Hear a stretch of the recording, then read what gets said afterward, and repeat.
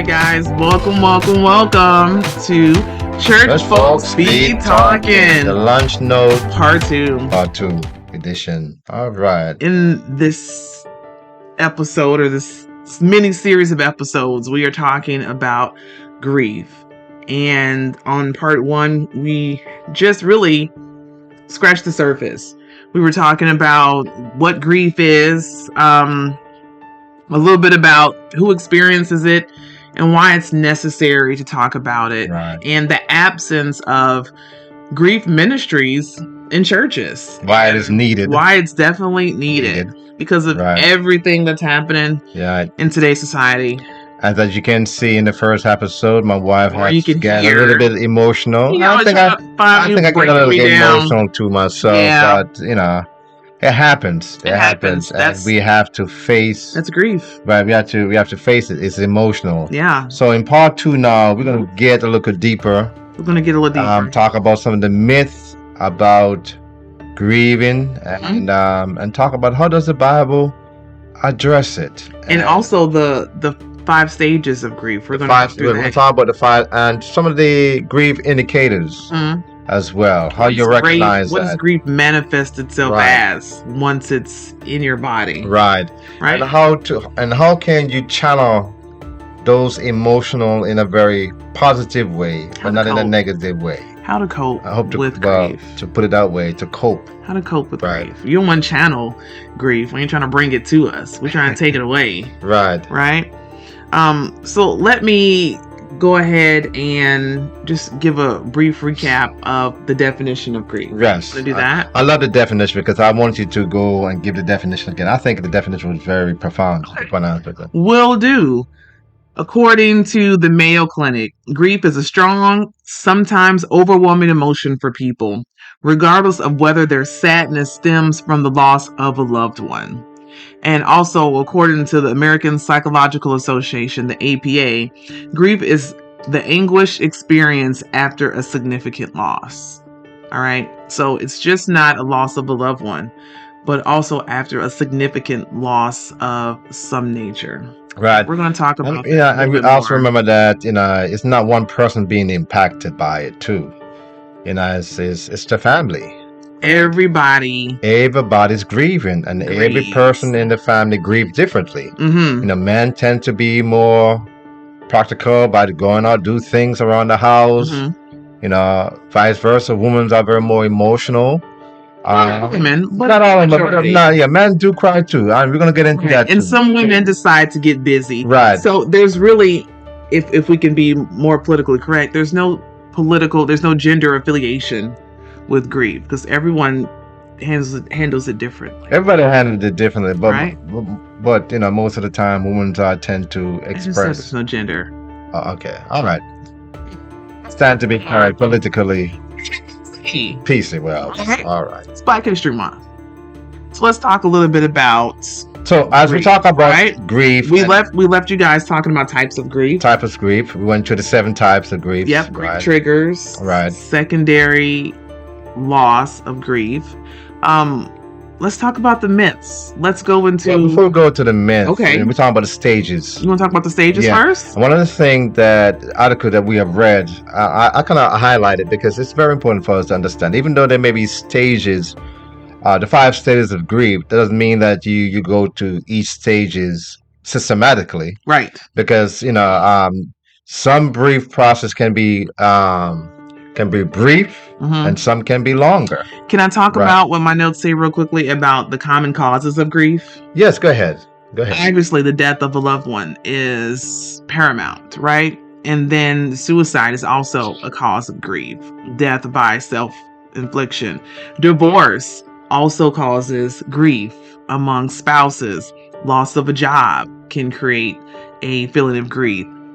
Children, I think the children is more impacted when it comes to divorce. Oh, most definitely. Right? I mean, I think it can go like maybe 60-40 on that, honestly, or even 50-50.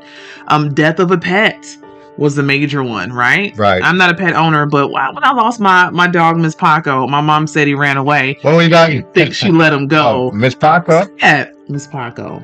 What you call it, Miss Paco? Well, because that was my dad's nickname. Paco Oh. is a different language for Frank. So then, So one of my dogs' name to be named after my dad. We just had this whole conversation about loving my dad. So the Right. dog's name was a Chihuahua. I call him Miss Paco. I didn't know that your dad was Paco. We call Paco, but I could see the yeah. If we go, if you listen in, whenever we go to a family reunion, they'll say, "Oh, your dad Paco, Paco." They never call him Frank. Yeah, Paco was his name.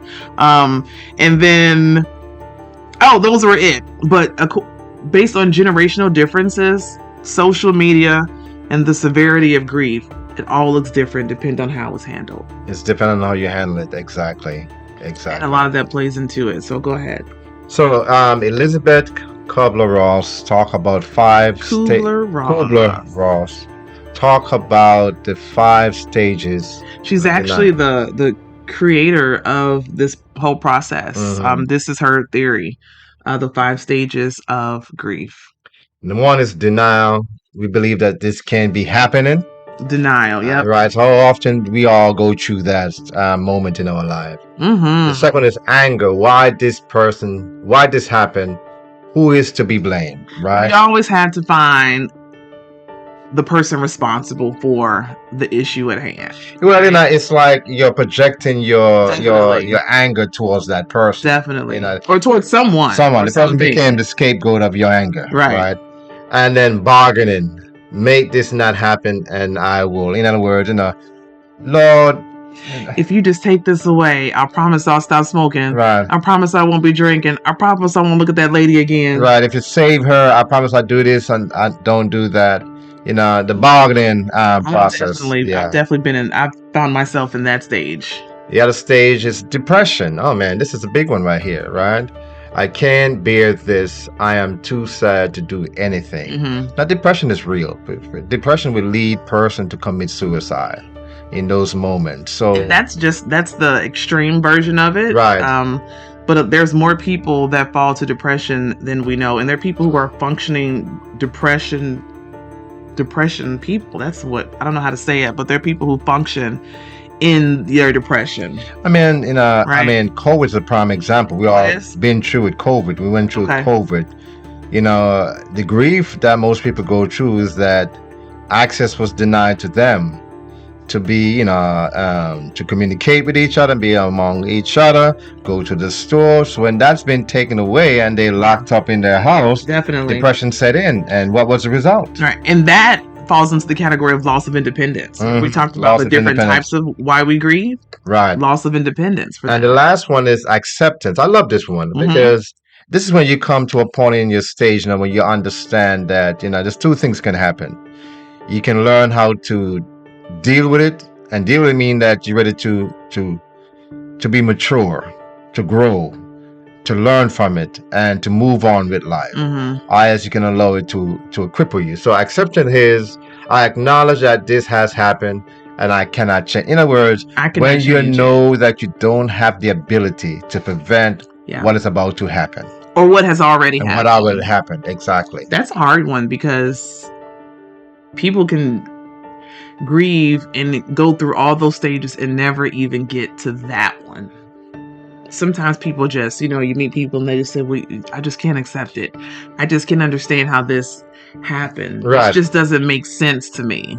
Especially with traumatic grief, if something happens or there's a loss, a death or loss at the hands of someone else instantaneously, they just can't accept that this happened. And as one thing is said, this is not the right process of how to grieve. No, there's no point A, B. There's no linear, right? It's just giving us some steps that we can recognize these emotional manifestation that we are experiencing. Let me ask you, we talked about denial is one, anger, bargaining, depression, and acceptance. Okay. Right.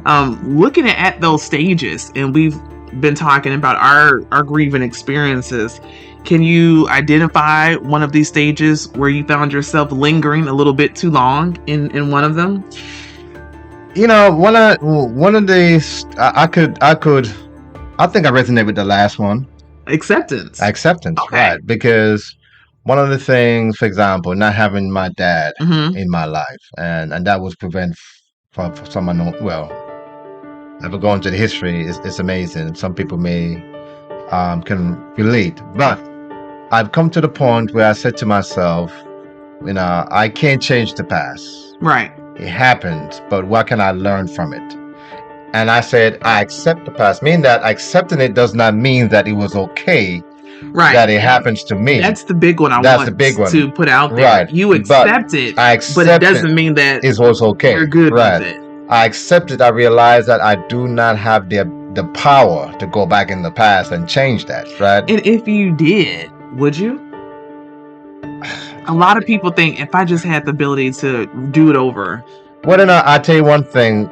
In hindsight, as I look at it, I would not be the person I am today. Right. Because of that experience, right? So when I said I accept it, as I said again, it was okay. Just realizing that I don't have the power to go back and change it. But my thing is what can I learn from it and move on? Because, when you grieve, Jesus said, why worry about tomorrow? Because tomorrow going to be the same thing. Right, worrying about tomorrow ain't gonna change tomorrow the way you think it may be. Right. So acceptance kind of resonate with me because I've come to the stage in point in my life. I say, you know what? It happens. My dad is not around. To some of the stuff I said in part 1, talk about it'd be good for him to be there to affirm me. And especially marrying you. Yeah. It'd be good. But I realized that was not part of my reality. Let me ask you, have you been able to accept it because you've had father figures to fill in those gaps? Do I have 5? No, I have 6 brothers now. I don't think my 6 brothers was father figures. Yeah, I mean, it doesn't have to be a parent, but have you had like mentors or anyone to teach you those things or give you guidance? Has that helped make it easier to accept that, okay, he wasn't here, but I've had this? Right. My brothers, my oldest brothers, they helped guide me. Matter of fact, they whooped my butt when I get up. I was bad.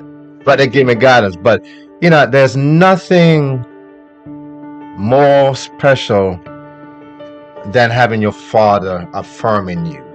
That's one of the thing about it that, it's good that I have older siblings, brothers. Right. But to have your father to affirm you, make a big difference.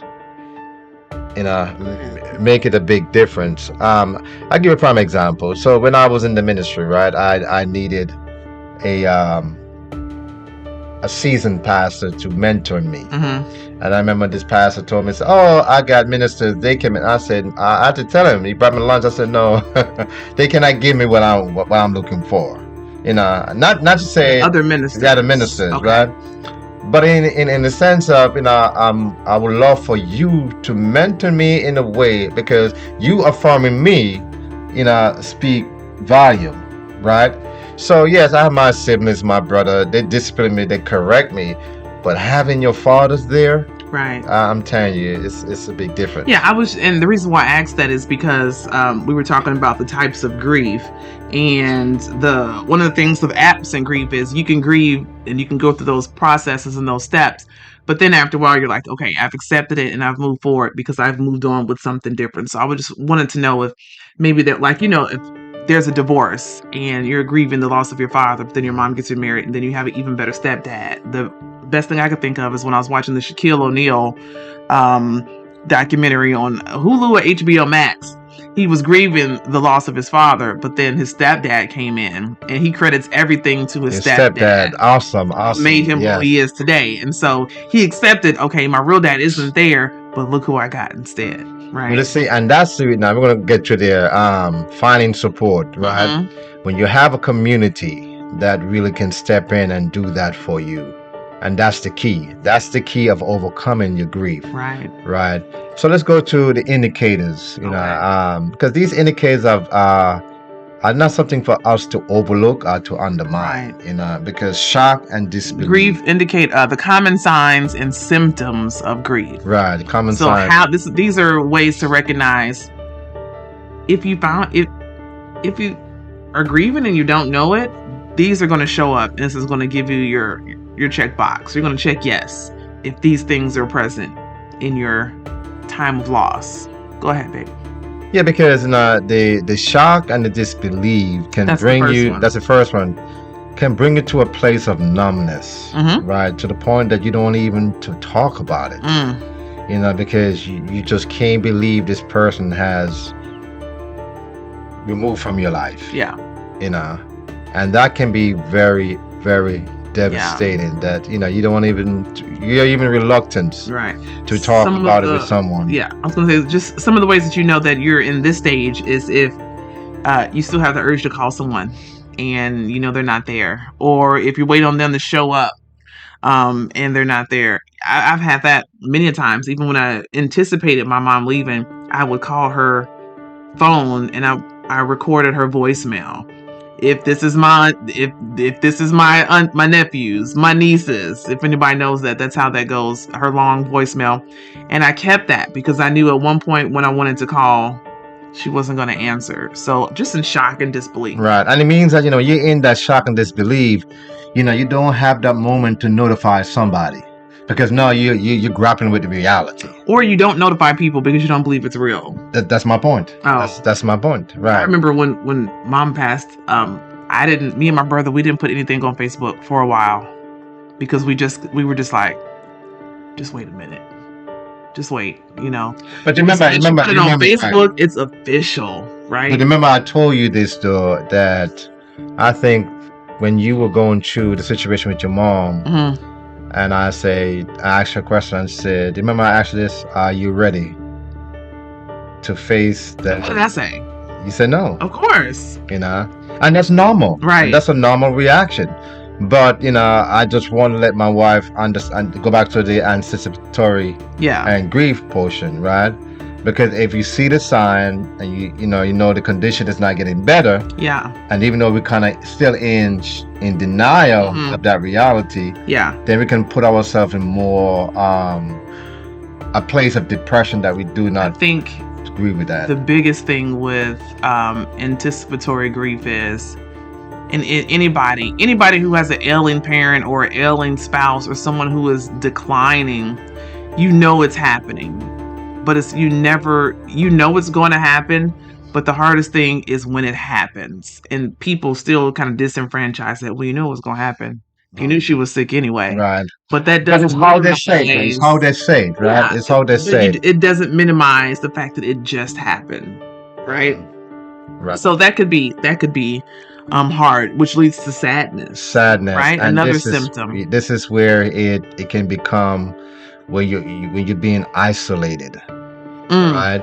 You're feeling alone, and those are the places sometimes you don't want to be, right? Being alone and isolated, because sometimes the more you're isolated, the more the enemy can take advantage, creep in and begin those to dark take places and start talking in your ear, putting thoughts in your mind. You might as well go ahead with her. Go on. Exactly. Why are you sitting here crying? I can stop that pain. Right. And oftentimes and listen. Oftentimes that's the case. Yeah. That's the case. I think of sadness sometimes when you think about the grief indicators. A lot of these symptoms that we're discussing, they show up in different instances. Like, I was sad when my mom passed, but I did not want to be in isolation. That wasn't my trial. Right? Nah, because I did not want her to be in isolation. I didn't want to be. I needed my family around. Right. I needed Pedro here every second. And I would not allow her to be in isolation. But then when I experienced the loss of that job I wanted, I isolated myself. To some extent, you did. To some degree. I didn't want. But I keep on going back with her. And so it depends on the set of grief. Right. In the circumstances. So it doesn't manifest in everyone, right?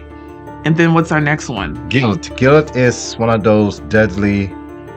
I said deadly. It is deadly because sometimes you feel so guilty. You say something, right? And you might think, I may be the cause of why this person passed away. I could have just. If I just do that, I would have. And at time, the guilt is projected why didn't I? To the aid, why didn't you do this? Why didn't you, take care of my mom and such and such? No, I think that guilt is directed towards you. Why did I hire that person? Right. Or say if something happens and you didn't get there in time, if I would have just, the biggest thing I think with my family when my mom passed away was that a lot of my cousins had plans to come and see her, but they prolonged the plans, and it's not anybody's fault, but she was dying. And my brother was like, you got to get here. And they're like, okay, I'm a plan. I got these trips going. I got this going. I don't really like flying. Let me come at my own time. And at least 3 or 4 family members canceled their plans because she died before they got a chance. And that's one of the reasons why I remember, because when you shared with me. And I was pissed. Yeah, and I was like, you should have been there. Right. You knew we said you waited. And that's the thing. I never want you to be at that place. That's why I said to you. And I didn't feel guilt, but I felt like I was. I'm saying, and I wasn't guilt tripping them. Right. But in the back of my head, when I talked to them later, you were guilt tripping them. They were. Why they wouldn't be there? I didn't, because I knew they felt that way. I knew they already felt guilt. Like, I should have came earlier. I wish I would have. Like, I had a cousin that was supposed to be there the weekend she passed. She died on a Tuesday. She was supposed to show up Friday. And so I know, and that was my mom's closest niece. And I know she felt guilty about that. So I wasn't putting that on her, but I know she felt that. But at times, like, guilt can come about when we miss the opportunity of being there. We didn't get, and that's why I said to you, take our daughter, go there, spend that time with her in those moments, because I never want you guys to be, especially I don't want you to find yourself a place where you're being guilty that you weren't there when your mom passed away. Yeah. Or even, remember we were talking about, what's the gentleman that passed away that committed suicide, the dancer, Twitch. We were talking about how did no one know he was going through that? How did someone miss that? And so I missed the sign. And I can only imagine the guilt that his wife feels of knowing that he didn't show up that night, waiting maybe a little bit too long to report. And now she's probably grief-stricken. Like, I feel guilty because I should have. If the moment he didn't answer that phone, I knew my gut said so, but I waited, right? Stuff like that, really. And that eats away at you. Right. We're definitely going to talk about how to prevent that from happening, or what that even looks like. Right. I mean, yeah, I think we already touched on already the other one. Anger. Because you was angry with your family member, I was angry. Okay. But I wasn't angry, but I knew my mom wanted them there. And my mom's never going to say, I need you here. I am her, she is me. We just want you to know that we need you there. So I was upset because she had been waiting for those particular people to be there for a long time, and they waited too long. So I guess that's, you know what? It could be, because I feel like I'm getting angry about it now. Right. Right, because I'm angry for her because they should have been there. That's all I gotta say. They should have been there. They should have been there. Right. And the next one, we have the fear. That's where anxiety, trigger anxiety. That's the anticipatory on many levels, right? And many levels, because fear of your own mortality, right? Disorder. The fear of your own, fear of death, losing those you love. Like I say, if you love that person, you're very close. Once again, you're losing your identity, right? You're losing your support system. Yeah. Also, it's fear of the uncertainty. What's going to happen with your future life? I think I really struggled with that in my little depressive state. Like, Lord, I don't know what this is. I don't know what this looks like.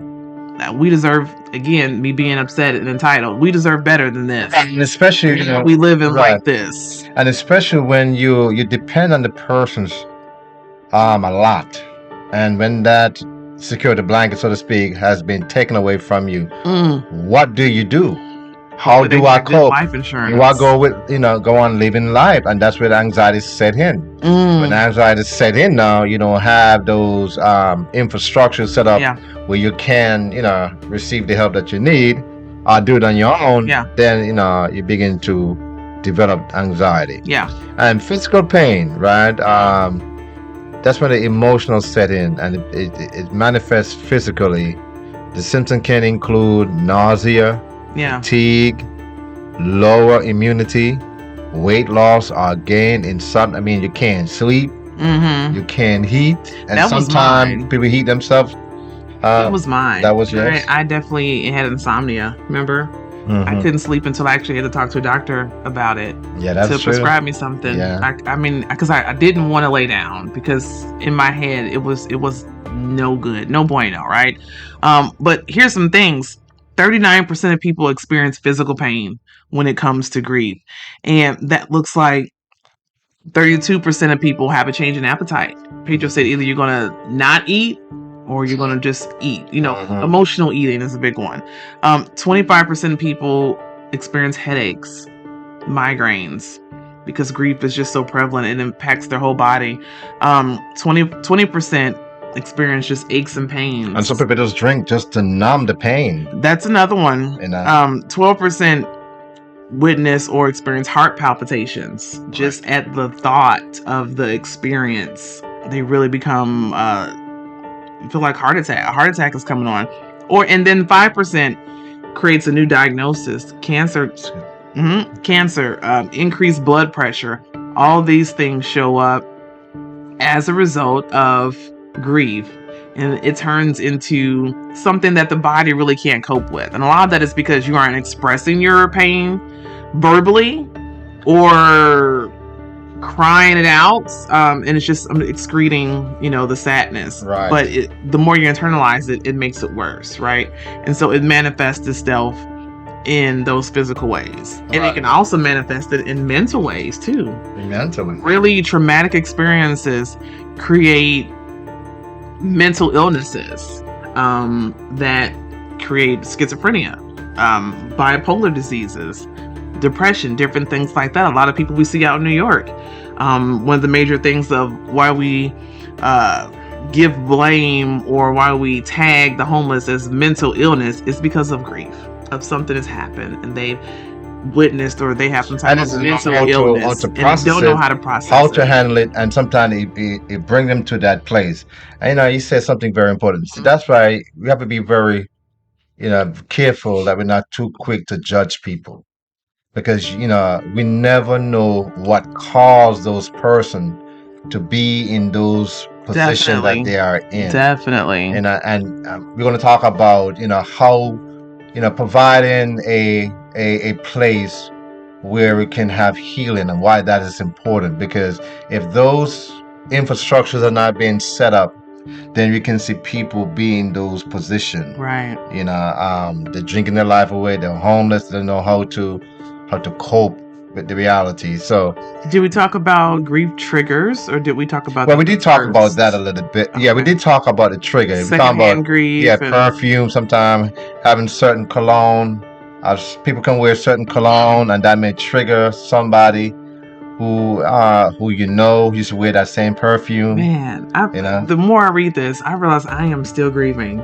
I'm all up and through this material. I mean, you are in the process, I am still just as... like I said, exactly. Like just as stages, present as it was in 2019. The stages of grief is not a brief moment. No. It can be brief or longer. It depends on the person. Yeah. Remember I was telling you a gentleman that I met a couple years ago. Just before I met my wife, I was getting ready to rent a car to come up to my mom's funeral. Share this. And we just... The guy just have a conversation, and we were just talking. I told him that my mom passed away, and then I'm renting a car to go up and for her funeral. And the gentleman looked at me, and I don't know how we got started, but he said he took him 10 years for him to process the loss of his mom. It wasn't until like year 10. Year 10. Until the grieving actually showed up. I said, wow. I said, why did you take it 10 years? What were you doing the first 9? He said, he said he was so close to his mom. No, I'm saying, was he just in straight denial 9 years? it's not denial, but it said that some people just have a process Hmm. of everybody have different process of handling Yeah, it. I agree. But sometimes when the reality it comes upon when it hits now, when you probably see a picture that may trigger him now to really. I know, but I'm just saying in years 1 through 9, did he literally just suppress that? Some people can just put that in a different compartment and just start maybe like you said, gender. Maybe he was keeping himself busy. That could be the absent grief. Yeah, maybe he decided to keep himself busy, and then when life slowed down, then he was able to say, "Whoa, whoa." Right, exactly. Right, exactly. I know the biggest thing for me. Do you have triggers? Have you ever having triggers about your mom or anything like that remind you of her? Yeah, man. Wow. When I see pictures of my mom, I just pictures? Yes, and I have a picture of my mom. My mom used to have this big fro. And when I see the picture and the hat, remember the hat, the big hat I have? Yeah, it's in your office. And because I keep that. Yeah. And so those stuff. That's sad because I really want to. I mean, if you look, there's my mom right there. Okay, she's all over. She's over there. Remember what I said? That doesn't trigger me. I want to have more pictures of your. Right, but remember I said that you can do two things, positive and negatively. Okay. Right? So I said in the first part, but what triggers sometimes is for me. My daughter has my mom's name, Arabelle. Yeah. So Arabelle, that's kind of triggers some loss. Yeah, a little bit. Consider that I did that on. I did it on purpose because I wanted to honor the lady that. Exactly. Right? But at the same time, But at the same time, it has it has the good and the bad. Because you don't hear it often. You don't hear it often. You think about your mom. But when I heard Arabelle, I remember the good things that my mom has done. That's good. But at the same time, you still experience some negativity. But the positive part of it override the negativity. Yeah, I remember we went real quick to New Jersey. My niece Lydia was in town, and we went to go visit her before she went to another flight because she's a jet setter. Yeah, we went there, and she likes perfume oils, and she's like, "TT, check out these oils." And she had like a gang of them. She was like, "Smell this, smell this, smell this," and I was like, "That smells good." And then we got to one body oil, and I don't even know the name of it. I remember as soon as I smelled it, I just started crying. She started crying in the middle of the restaurant, and they were like, and she was like, "What happened?" And I was like, "It reminds me." But I don't even know. Trigger that too. Sometimes you get sad. I'm better at that because it's an obvious thing that I can't escape. But it's things like a smell. It's things like when I smell people smoking a cigarette, and I get a whiff of it.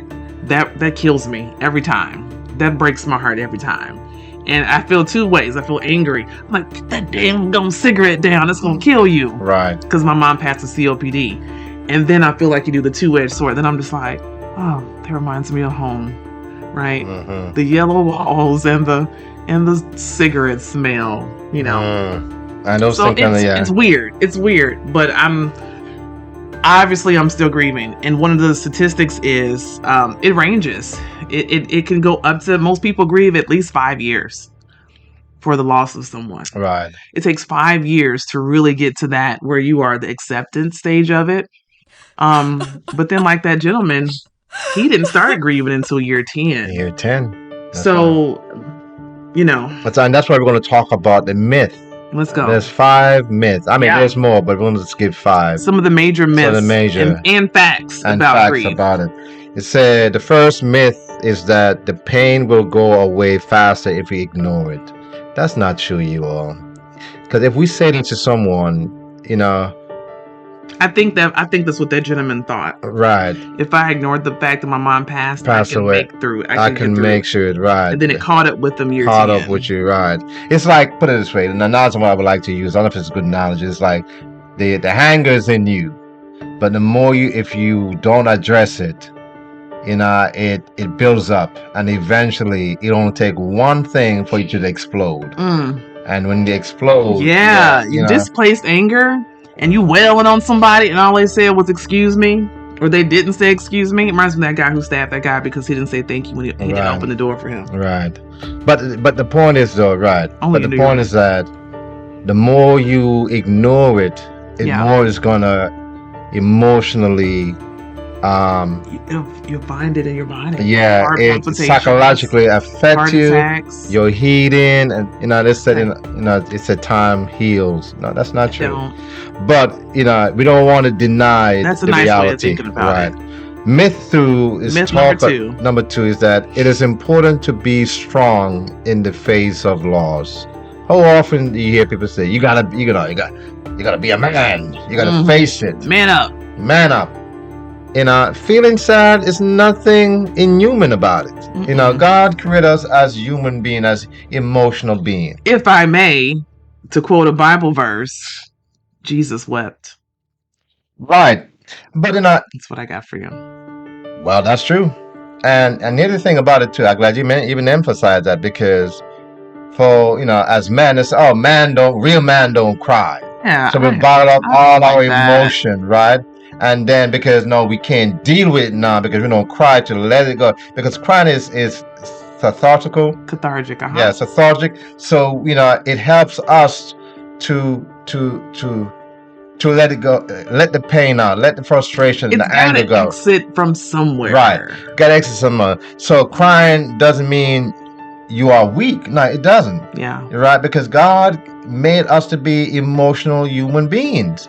I think it's a big thing just for guys in general, because they feel like I have to protect and if I cry, because it shows a sign of weakness. It has to be the foundation. You show a sign of weakness, right? You show a sign of weakness. But if we deny who we are as God has created us to be, as emotional beings, we are emotional beings, and crying does not mean that you are weak. I wonder where that came from. You just wait, man. I don't know. Who created that gender? Yeah. The man don't cry. That's not true.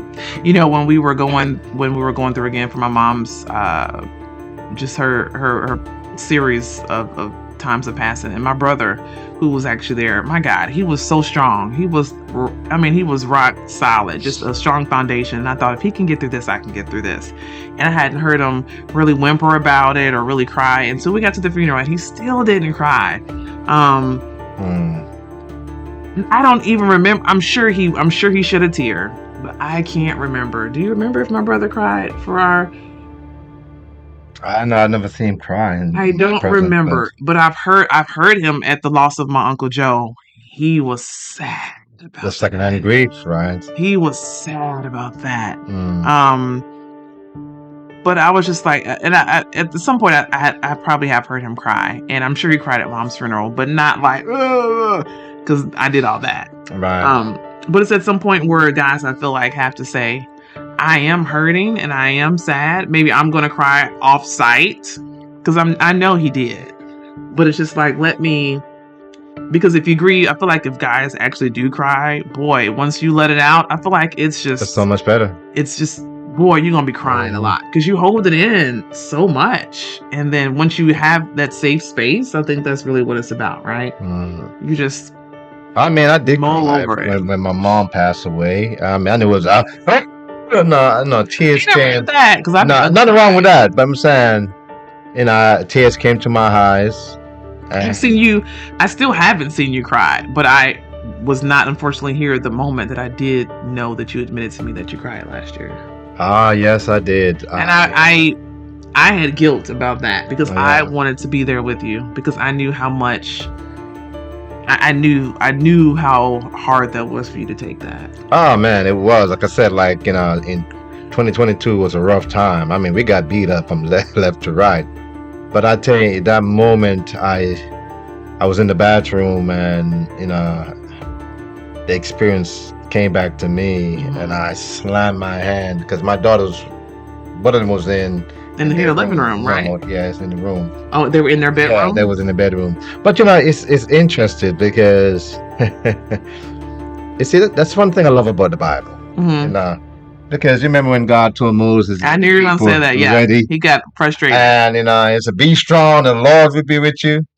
And God said to Moses, why are you worrying? Now, in the text, it doesn't say Moses was crying, scared, but God addressed him and said, why are you doing X, Y, and Z? Right? So for me, that moment, it's like I couldn't hold it in, to be quite honest Yeah. with you. I think it was just circumstance after circumstance after Right. circumstance that had piled on, and finally, I think you had just hit It- your right. It's hit your the tipping point, tipping pad, right? Yeah, and I came out, It had got to a head. tears, That's what and I I was came thinking. here and I bang on the shelf right there, and I said, "Why, Lord? Why? I just don't understand."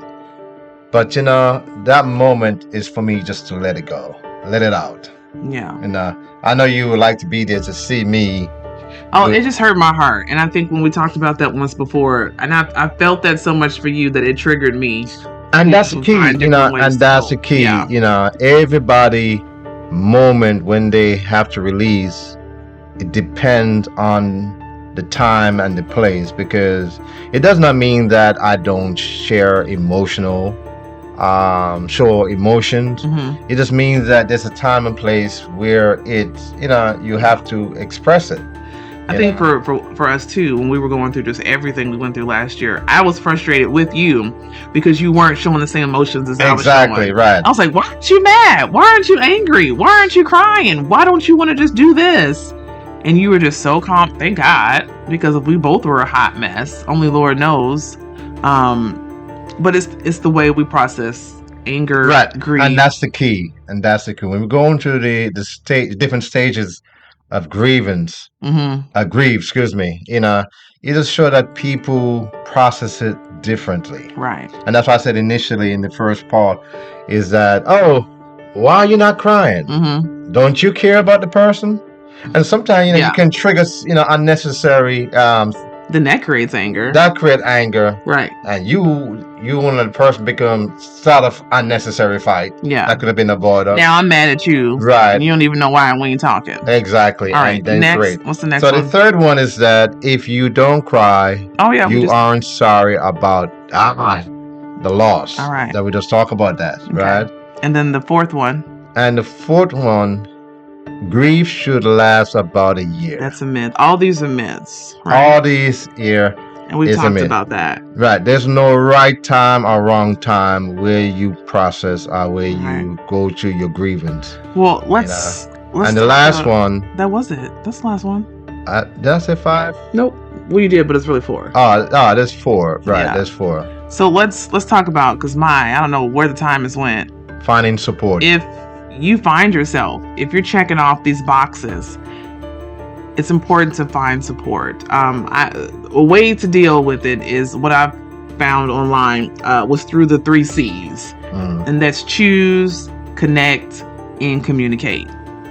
Choose a method to cope, and we'll talk about that with grief support. Connect with others. You do that with support systems, community, family, loved ones. And then communicate your feelings. No, you're not all right, sis. You're not doing all right, bro.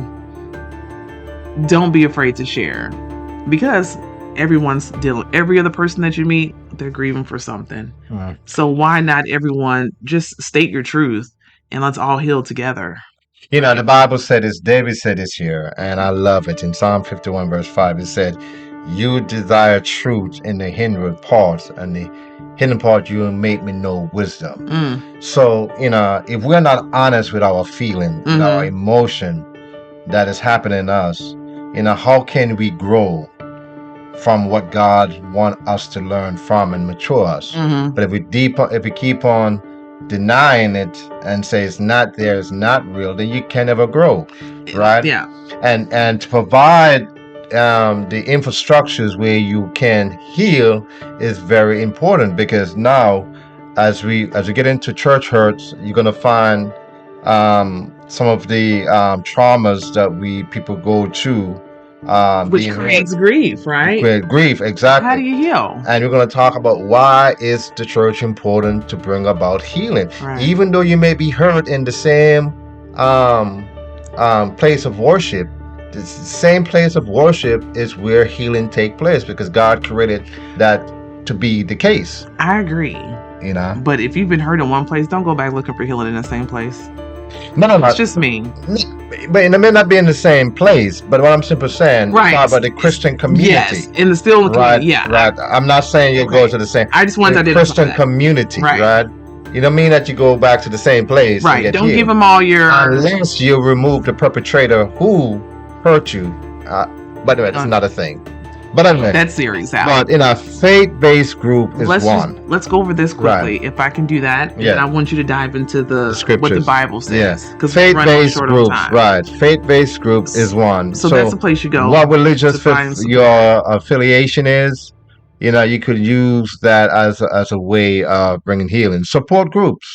We talk about support groups. They have grieving parent groups, loss Right. of a parent groups, loss of kid groups, loss of personal goals, loss of your identity groups. Google it, find it, call hotlines, get the support you need. Next. Right.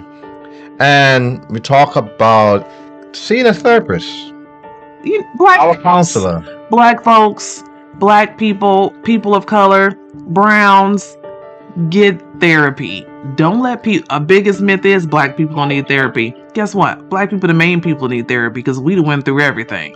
So don't Right. strong. Right. Everybody needs it. Everybody as needs an it. individual. Because black folks, right?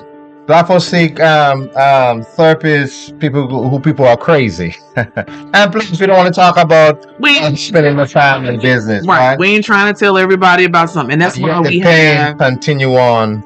And that's why we have generational curses. Right. That's why we have all these things. I'm turning you down because you're Okay. Right, I get too excited. But anyway, black folks go to therapy. See a therapist. It may be a Christian therapist, somebody who may be good in that area of dealing with grief, right? A counselor as well. A counselor, a grief coach, somebody who can help you and navigate you. I encourage you. I preach a sermon about being an encourager, right? Mm-hmm. You need someone who can encourage you to go through whatever challenge you're going through life. Because if you've been there, that place you to be an encourager because you know what you're going through.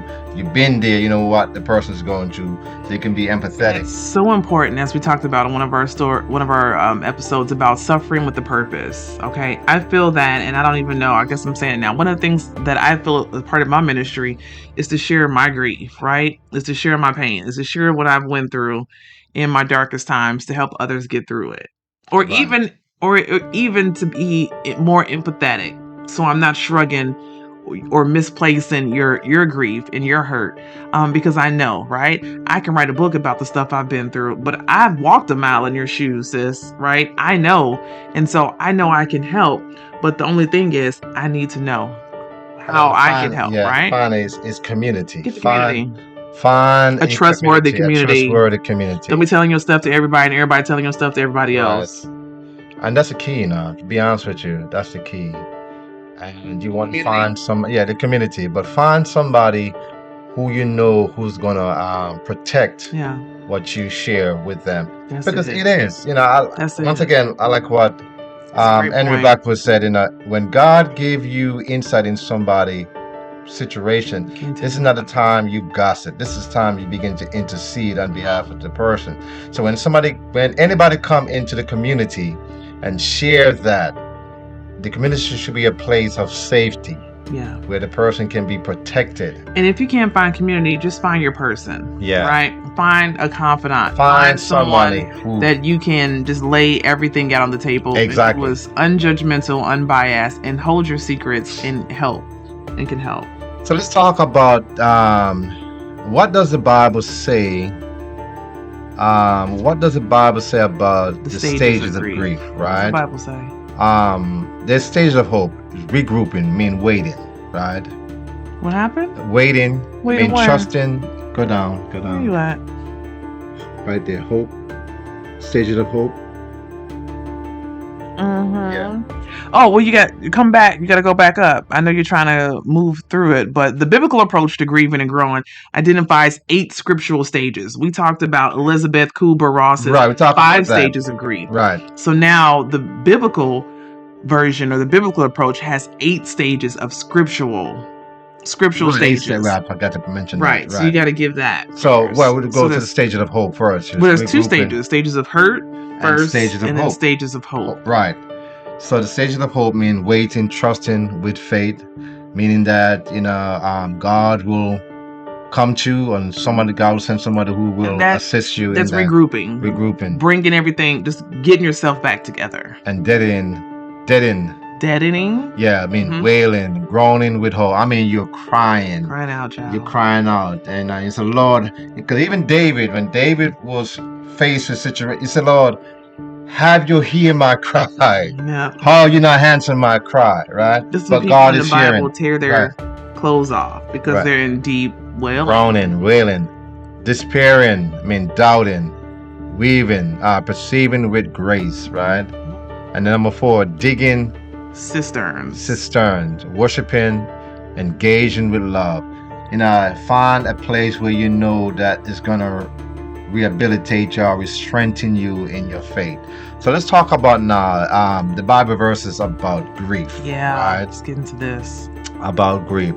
So there's several Bible verses, 5 stages of grief right here. Maybe just go pick 2. So with for you, each. right? Now is your time of grief, but I will see you again, and you will rejoice, and no one will take away your joy. John 16:22. Jesus talking to the disciples said, I'm about to go back to the Father, I'm about to die. And they said, Lord, what do you mean by this? Right? And Jesus comforted them. Yeah. And said, I'm giving you joy. I love that one. I'm leaving in you joy. I'm leaving you, but I will see you again. But I will see you again. It's a great way to think of it. Right. Trying to counsel others. You're absent from the body, but you'll see him again. And then Paul said, in your grief, I can do all things through Christ who strengthened me. Yes, you can. Everybody know that. Yes, you can. But when you're in that time, though, can you believe that you can do all things through Christ that strength? Yes, you can. That is if you're willing to rise above it. And then finally, I consider that our present suffering are not worthy comparing with the glory that will reveal. I love the scripture that reveal.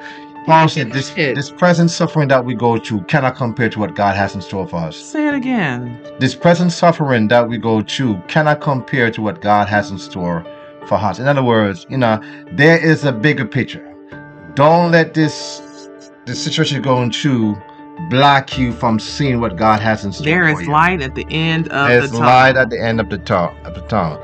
Because now the Bible verse about denial. Yeah. This is how you address if you're falling into denial. Right. What are some Bible verses to comfort you in this time? You want to do one? Okay. Go ahead. Sorry. I like this one. Have I not commanded you?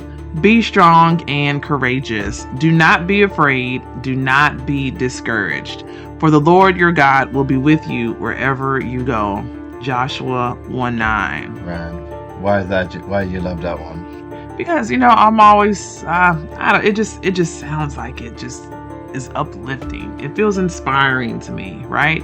Be strong and courageous, because I never think about courage when I'm in my deep dark place. But if I put on the hoodie of courage, I feel like I can get something done. Because part of it is because sometimes when you're in that denial, you feel like no one is there, right, to assist you. But God said to Joshua, be of good courage and be strong. I am there to strengthen you. I am there to empower you. That wherever you go, I am there with you. So it's good to understand that you are not alone in your stages, right, as you go through it. But you got to tap into it. These are just words, and these words give you no value if you don't understand where it's coming from. Right. And have a connection. And I love this one here. It said, if we endure, we will also reign with him. If we deny him, he will also deny us. 2 Timothy 2, verse 12. Lord will say, who you is? This is Paul speaking. You don't know me. Yeah. I don't. How you know my name? Right. But the point is this, Paul is simply saying is that, we got it. God is there with you. He right. said, endure it, right? Because whatever you're going through, don't give in into it. All right. Because there's something bigger. Let's go down to depression. No, we're talking about anger. Are you going to anger? Yeah. Are we not? Anger. Are we not? Can I not tell you? Look at the time. I know the time, but we're gonna go. Remember, say we don't want to rush you this year. Oh my. Anger. Now we have heard that you can't be hangry, right? Who said that? Said that? The Bible says you can be angry, but just don't let your anger. Don't let the sun go down your anger. You. Yeah. Right. Overcome it. It said, be angry and do not sin. Do not let the sun go down on your anger. I mean, you can be angry about something, but don't let the anger overpower you. That's one of those quotes that people give couples when they say, don't go to bed angry. Don't let the sun go down being angry. Yeah. That sun gonna come up We're going to talk about it in the morning.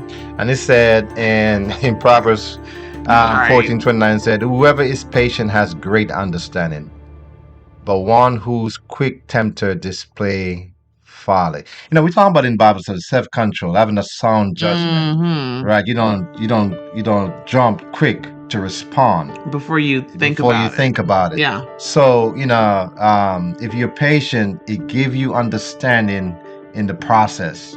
God begin to open your mind to understand why you're going through, why you're experiencing this. Is for a better purpose, right? It's for His glory, right?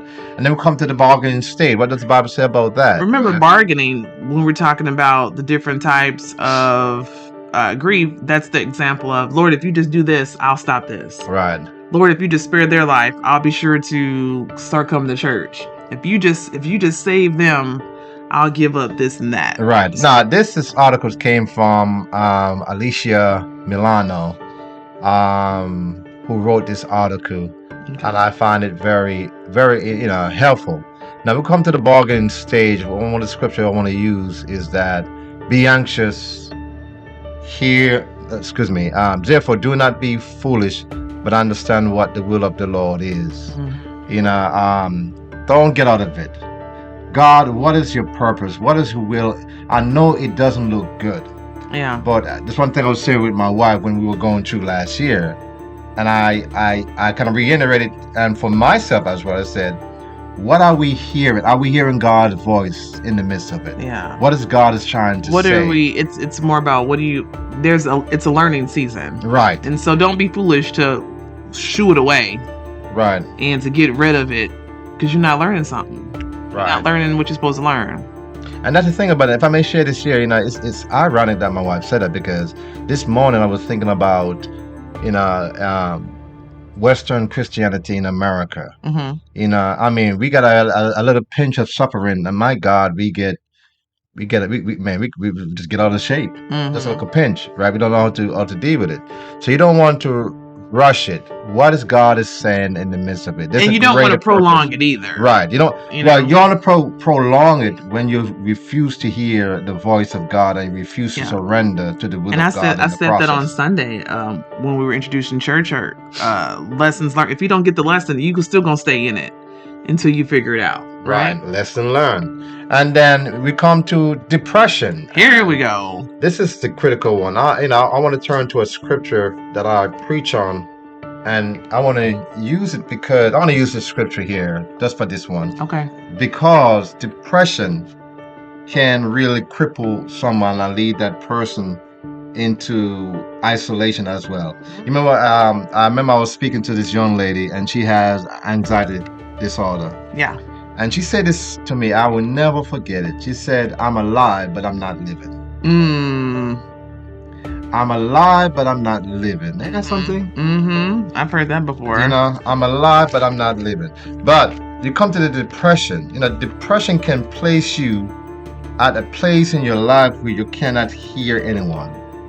Everybody else shut out. You remember we went to Niagara Falls? Yeah. And we got in the boat, and the force of the water. When I look at the research, the velocity, it's amazing. We couldn't even hear ourselves talk to each other. Right. You can't hear that. And the Psalms said this here when he was taken away into captivity, and his enemy torment him. He said, where is your God? Imagine you going through the depression, and then you got somebody saying it's tormenting you, and it's not helping you getting better, but make your condition become worse. And he said to himself, why are you cast down, O my soul? And why are you disquiet within me? He said, I will hope in God, for I shall yet praise him, for the help of his countenance. So he knows that God will come true for him. But one of the things he said, he compares depression with the river fall of Jordan. He said, deep calling unto deep at the noise of your waterfall. All your waves and pillows have gone over me. In other words, he becomes so depressed that he can't hear anybody. And he said, deep calling deep, but only God can hear you in your depressive moment. God knows what you're going through. and you don't want to be at that place where you are isolated. And you start to think about suicidal thoughts that come to your mind. But he said, I will not allow my situation to keep me on that position, because I will continue hoping God and and his countenance. Mhm. God's presence is going to be with me, even in the midst of my depressive state. Yeah. I was just going to say, we discussed about isolation and the thought of suicide. Let's not also forget that when you're in a depressive state, it's just not about you ending your life. It's about also hearing ideations of you ending others' lives as well. Exactly. You know, Right. so you have like, and not to even tag anything, but I think about people who get so upset at bullying at school and have school shootings, or a lot of mass shootings. You know, a lot of that is the voice inside of them saying, oh, you ain't gonna go by yourself. You're gonna take somebody else with you. Or take those people. Those are the reasons why you feel this way. Mhm. So it's not always me outing myself because I'm depressed. It also means I'm taking other people with me. Right. So these are some of the Or if I terminate these people, I'm gonna be okay. right. And So that's why I it's say not the community self-inflicted is harm. very important, especially at this stage when it comes to Mhm. depression. Mhm. Right. The community play a most important factor in your recovery, in your stages of recovery. Mhm. And I like what he said, that the Lord is your refuge. Mhm. God is your refuge. You know, Find you out don't what's the want hope. you have to stay there. And I, like I said, my wife been through it a little bit, and I thank God I was there beside her, as a place, as a support, put it that way. You remember Job, who lost everything, was afflicted, and his friend came and they said this, they said that. His wife was like, why don't you They just curse right. God and die? They even caused more affliction upon his affliction that he was experiencing. But one thing I love about Job is that God has to disquiet him a little bit. Right? God has to shut him down and let him God had to see. do what? Shut him down a little bit. You said disquiet him? Yeah, disquiet. What does that mean? No, well, I'm gonna say shut him down. The wrong word. God has to shut him down a little bit. Because I was like, I'm so intrigued, whatever that meant. disquiet. I was like, tell me But that. God has to shut him down in a sense, because Job was saying things that he was speaking up, and God confronted him and said, Job, where were you when I did this, that? And Job said, Lord, forgive me, I've over speak. Yeah. So, but here's the thing about it. In the midst of Job's suffering and depression, because he was to curse God and die. Imagine. I mean, you are inflicted, you are depressed, and somebody said, why don't you go ahead and commit suicide? And here's the thing.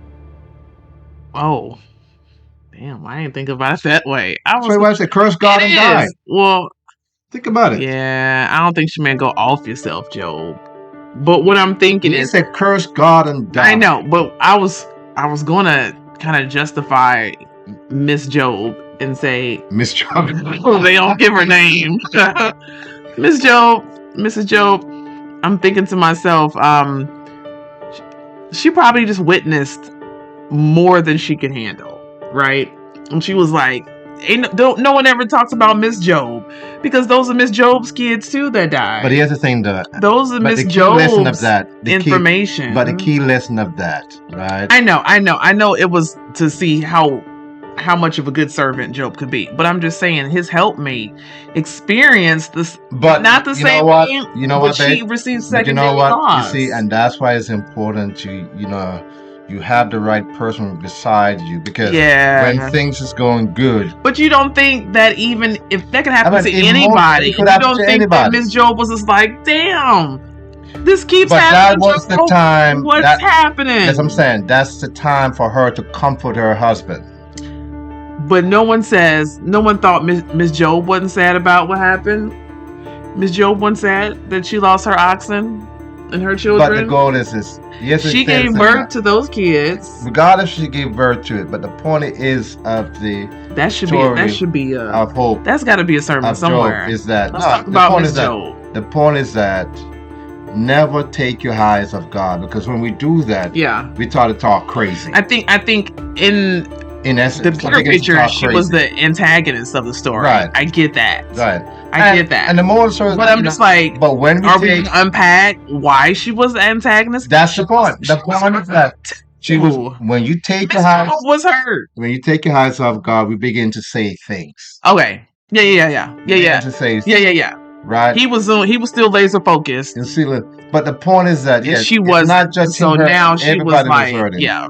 But God, well, Miss Job is no more Miss Job, because God blessed Job and not a wife. And Miss Job, did she die? Well, the Bible, I don't know what the Bible say about him, but the point is, Hurt. it's Job received sevenfold on what he lost. So and it wasn't Miss Job. It wasn't Miss Job. So the moral of the story is that don't be Miss Job. Get the right mate. Don't you want get the you right Miss spouse. Job. You want the right spouse who's gonna stand there with you and encourage you. My God, if my wife, if I'm seeing my wife depressed, I'm telling my wife, you know what? It's kind of messed up. Go ahead and kill yourself. Forget about this person. People look at me crazy. I'm like this lady was watching. Remember that documentary we were watching? Oh, right. The Hulu. Yeah.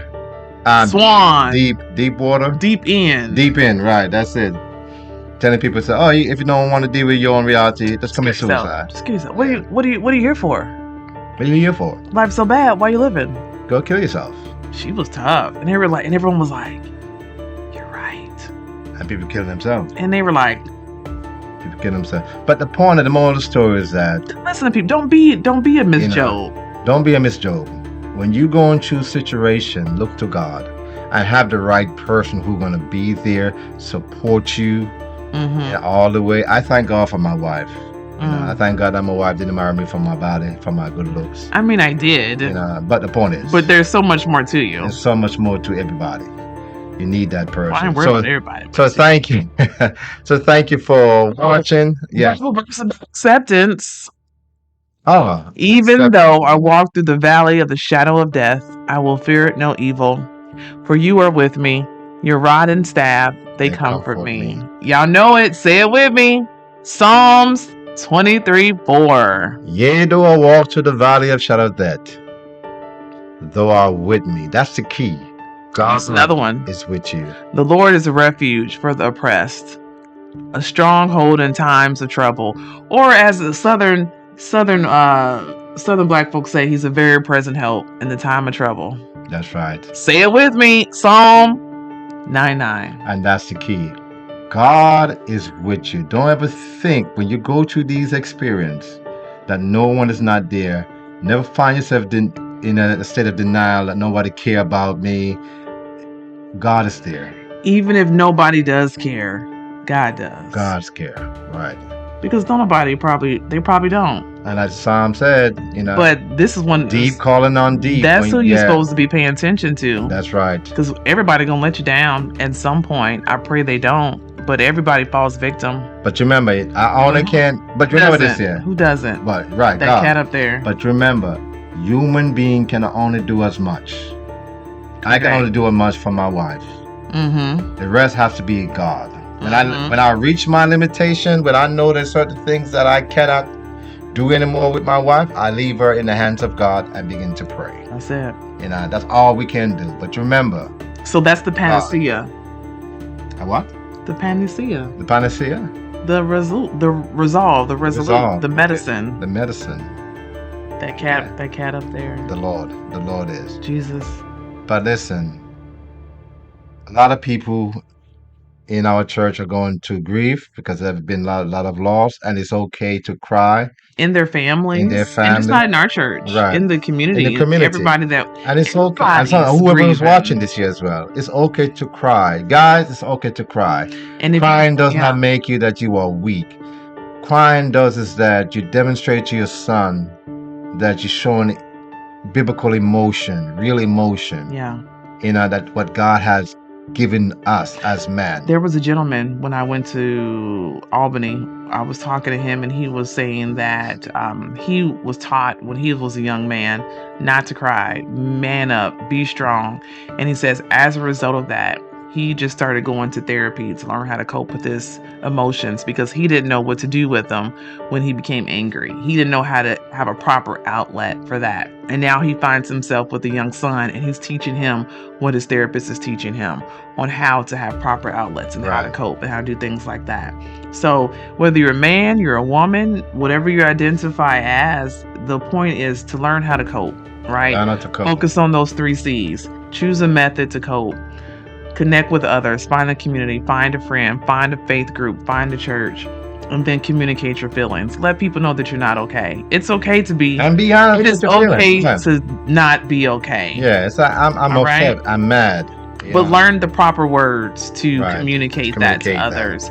And when all else fails, take it to God in prayer. Take it to God. Because And He will help a you. therapist and a pastor only can do as much they can. Mhm. The rest is up to God. And And to He you. will never fail you. So And as to we As we conclude part conclude to that two, part two, we hope that you found value in this. We hope that we've struck a chord where you can go get help if you need it. And with that, thank you for watching. thank you for watching. And The Lunch Note. That's it, the Lunch Note edition. And we pray and hope that this has been a blessing to you. I mean, you burped all over the place. I'm sorry. Let's try that. I try not to burp. You hear me burp? He won't like that. See, there you go again. I think nobody heard me though. Oh, my bad. Say, you keep saying it. Have a good one, guys. Have a good one. Be Guys. well. God bless you.